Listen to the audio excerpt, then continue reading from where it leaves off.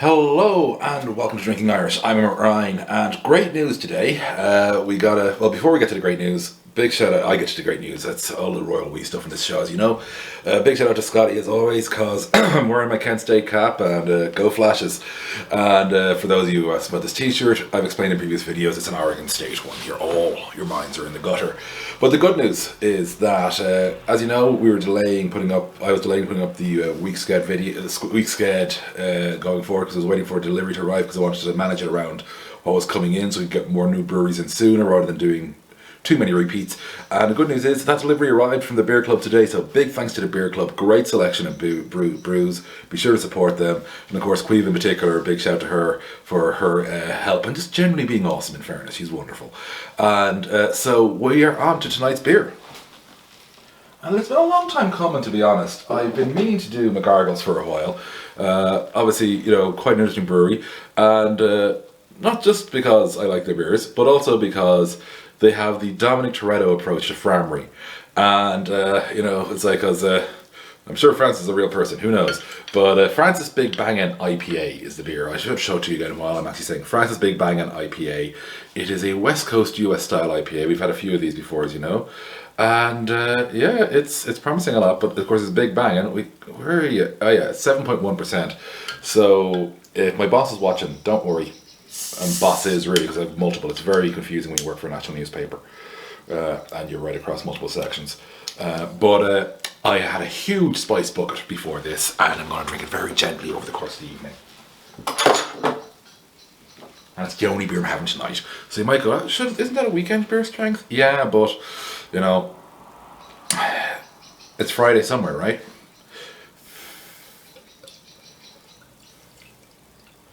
Also, a bit of a shout out to Denise Peppard, whose husband Brian poured a beer that couldn't have been more emitting if it tried. This one is pretty much the exact opposite. Barely getting ahead on this at all, which, let's be honest, I could find a way to put an oversized head on a glass of tap water sometimes in this show. But here in the Rye River glass as well, so many thanks to Rye River, who of course brew Francis Big Bangin. So now, what I recall, it's been about a year and a half, I think, maybe two, since I had Francis Big Bangin'. But there's one thing I recall from it, not so much in the taste, not so much in the flavour, but in the taste, and I'll explain that when we have a first sip here.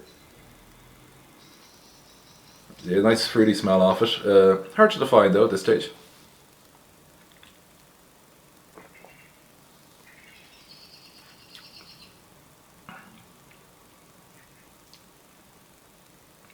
And that West Coast feel where it's very fresh. There's that bitter aftertaste, aftertaste even a word, catness, Everdeen, whatever. But yep, that thing which I definitely noticed, and we'll have one more to be safe.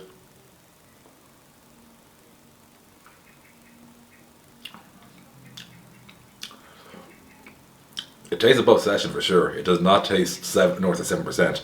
That means this is a danger beer, because it is stronger than it tastes, and with clear definition of being in that range. It is a danger beer, if ever there was one.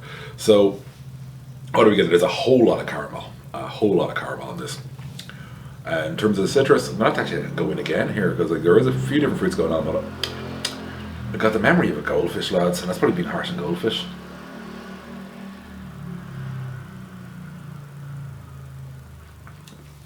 I keep saying lads, I don't mean to say folks, I'm so sorry. I will get it right, my apologies. But yeah, there's a good bit of mango there. And a fair bit of orange as well. It's solid. I'm not going to have too many sips of this, because this is a powerful feckin' beer. I don't want to bloody be wrecked going to bed tonight. Sure, I got to put another wash in before I go to bed as well. And sort some clothes out. You can't see it here, but there's a big pile of clothes there that need to go into that wardrobe that you also can't see. Oh, Jesus. I'm telling you, the life of working from home.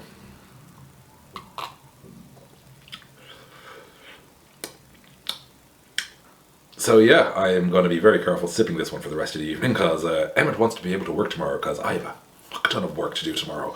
It's magazine week, which means it's great. I'm in the throes of producing Connected, which you all know I adore. It comes out every month with the Business Post. This month's issue is out Sunday week. You'll be getting plenty of reminders about that, because of course, by Connected, where I do a different kind of people's work, the technology-focused form of the people's work. The running thing, actually, I'll finish off with this. Oh, yeah, but we've actually been waiting a few videos since my last decent burp. That was a straight outer, by the way. There wasn't any real feeling around the cheeks or anything. It was just straight up and out, bang. Anyway, because you guys need to know how my burps feel. Folks need to know how my burps feel. Anyway, I was going somewhere. Oh yeah, so my writing, over the years, I've managed to go in beer and tech and basketball, and beer and basketball. I have never been able to do all three in one piece. There's a couple where you could qualify and claim I did, but I didn't really. The goal is to write a piece that involves all three somehow, some way. And my God, I will find a way. And on that note, Francis Big Bangin IPA, Slán Liv Galéir.